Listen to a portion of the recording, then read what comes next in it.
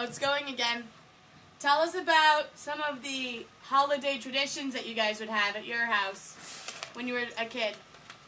Okay, when I was a kid, my dad would hire a sleigh and somebody to drive the big sleigh with 2 or 4 horses, I don't know, and take us up to the main street.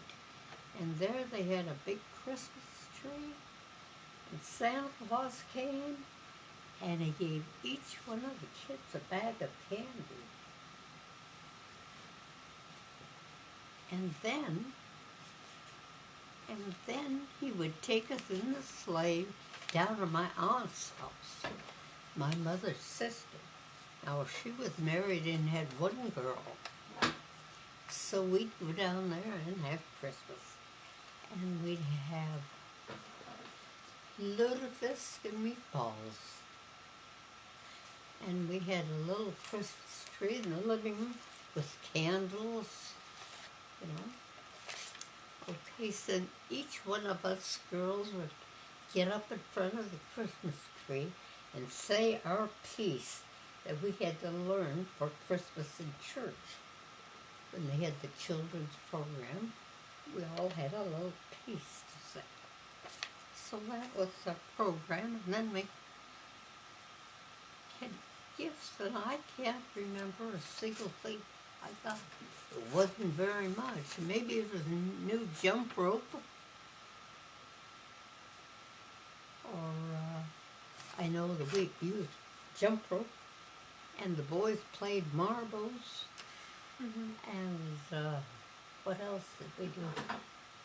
Well, anyway, there was a family that lived across the railroad tracks from us, and there was some boys. There was 8 kids, and we used to play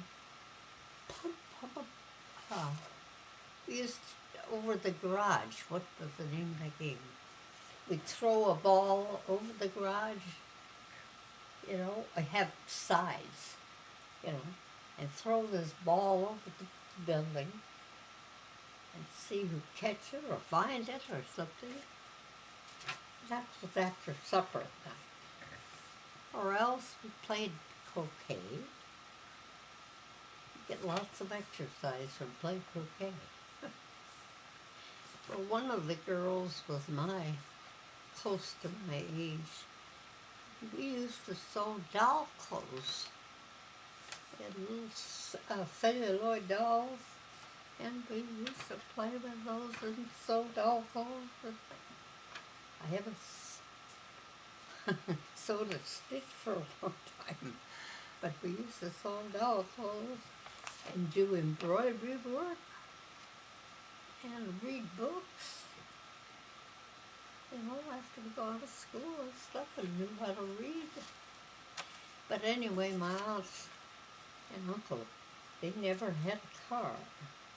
Never did. Then they lived quite a ways from our place. But we got taken down there in the sleigh. And when we got ready to go home, we'd call the man with the sleigh and he'd come and get us and take us home.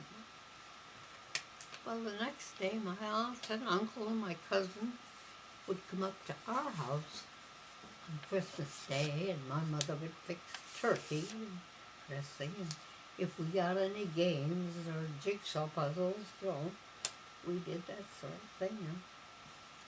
But that was tough times. But we used to go down there every 4th of July. You know, this is when we were little, before we moved to Inkster.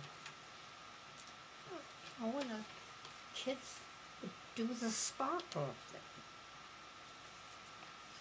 So we had 4th of July. Had a picnic lunch out on the lawn first. And then we did the fireworks. I don't know what else we did. They had a 2-seater swing. I used to like to swing. But anyway, we moved to Inkster and then we moved back to Mayville again. So that's where my folks died in Mayville. My mother lived there all her life, except the few years that she lived in Easter. Imagine for you kids living in one spot all your life. But anyway, she was good Norwegian. So I don't know how they met. They never talked about it. But we had a good life. But like I say, since my bonus was gone, things have been much better. I was free, and I got to be the chaperone when they go on trips and stuff, you know, short trips, not anything like Colorado, but they go on short trips, and I got to be chaperone, and you get to know the kids pretty well. But it was fun. I was in my second childhood, and then I was 40 years old, so. But Grandpa was, your grandpa, was very good to me. He took care of me and very well. I mean, I don't think I'll be able to eat much if he hadn't taken care of me. But he was sick for about 3 years, you know, and down in Rochester, took cancer treatments. Anyway, he never complained. He never complained. So, but What was the best thing that you remember about Grandpa? he would never leave the house without giving it gifts. Because, I mean, he was very romantic anyway, you know. But he says, how do you know that you might not see that person again? I mean, one time your mother had a date, and she was a little late getting ready, I guess. But anyway, the boyfriend was outside in the car, so she left in a hurry. But you know what? She came back, gave each one of us a kiss. It was just a rule of the house, you know. Anyway, it was. How about some of the things that you did with Grandpa, like on the political stuff and things like that? Oh, that was so much fun. He was, you know, so active in politics. And, I mean, he was the head of the Minot area Republicans. Oh, gosh. He got Reagan. That was the year that Reagan and Ford were rivals. Do you want me to show that? Look here. Oh. Anyway, we got a chance to go to the National Convention in Kansas City. That was way before you. This was when Vicki was in high school. Oh, that was so much fun. We'd meet all these big shots. Who did you meet? Pardon? Which of the ones, who did you meet? Well, we met Dole. He was running for vice president. We met Ford, and we met his wife, and I had my picture taken with her, you know. Remember that? Mm-hmm. Okay, and we met Nancy Reagan, and Reagan came to Minot one time. You saw the pictures of that. But it was so much fun to be involved in it. So, I miss it. Darn.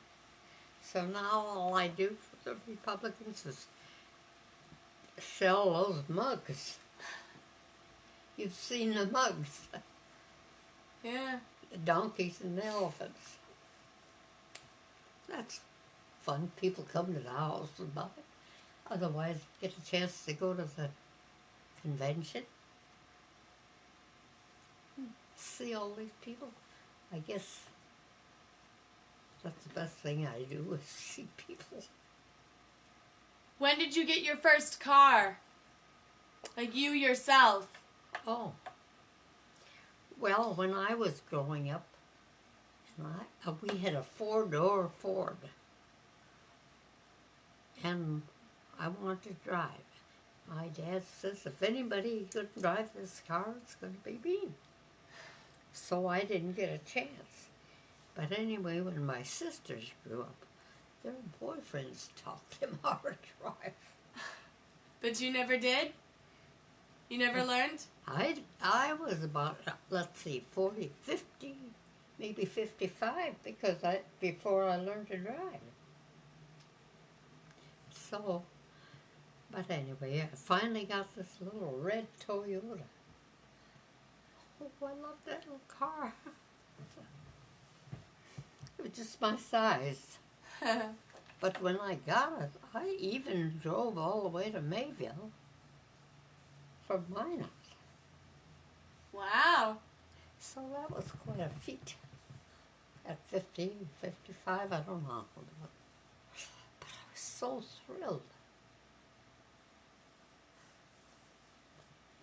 But anyway, I thought I should have.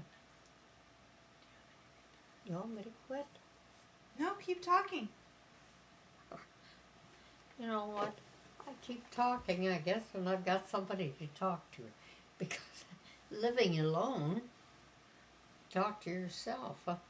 And then when you answer yourself, you know you got to get up and get a cup of coffee.